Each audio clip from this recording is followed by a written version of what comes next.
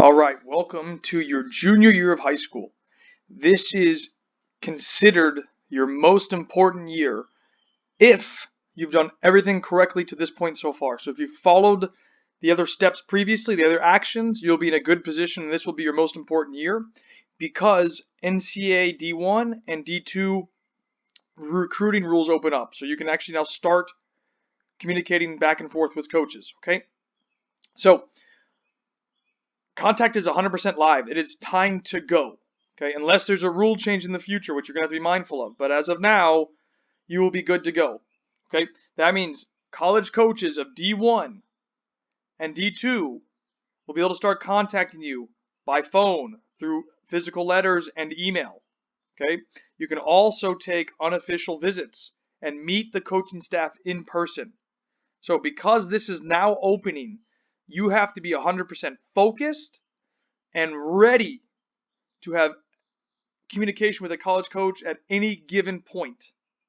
Okay, I highly recommend that at this time you obviously continue following this game plan, and secondly, you increase the amount that you're communicating. I recommend as much as once a week. Right, so you see I put here 3 times a month, right? So that's almost once a week. So as I mentioned, this is your most important year, and this is when the process really starts getting into this. You're going to also start receiving offers, right? Your junior year, depending on your level and the school's interest in you, you're going to start receiving offers from colleges. Now, smaller universities like D3s and AIAs can start recruiting you sooner than that. The rules are different for them. So you might get offers even before this point, but just be mindful of those things, okay?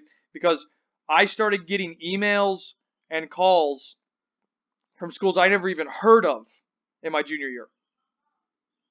So then I would either add them to the list that I'm actually interested in, or I would respond and say, you know what, I'm not interested in this moment. I appreciate your time type of conversation. Okay, so let's move on to Action 17. This is where you need to start registering with the NCAA Eligibility Center, and it's go time. This should be your number one priority entering into junior year outside of communication. Okay, you need to do this ASAP from the registration standpoint, is because the Eligibility Center acts as a security blanket for NCAA athletics. Okay, its goal of the Eligibility Center is to validate that your academics meet their standard, that you meet the level needed from a grade point average and a test score to be eligible to play, that you completed all the coursework that's needed. Okay, you have to complete a student release form. This is going to grant you, or grant the schools rather, and the coaches to look at your academic record to make sure that you fit their program. Okay, if you don't complete this, you're not eligible to take official recruiting trips. An official recruiting trip is when a college pays for you to come and stay at their campus. Okay, you can't take them. So it also means you can't get a written scholarship offer. So if you haven't finished this, a top D1 school or a D1 school in general, a D2 can't offer you. They can't give you an actual offer. They might be able to verbally offer you something, but on a written actual piece of paper that says, hey, this is what you're going to get as your official offer, you can't have it. Okay? So you need to make sure that you get this done. I would also recommending the NAIA Eligibility Center. Now, it's the same type of thing, right? Same type of process. It's a little bit different because it's NAIA, not NCAA, but it does the same type of security blanket check to make sure that you fit the needs academically, from a grade point average scale to making sure you have the required courses done. Okay, so here are the links for that. You just need to click on them. So back to the NCAA, you would just go click on them and I'll add them into the course. You just click on them and you start filling out the process for you. Okay, that'll just take you to the homepage. Now, since communication is going to open up, this is where the influx of recruiting materials are going to come from. The floodgates have officially opened.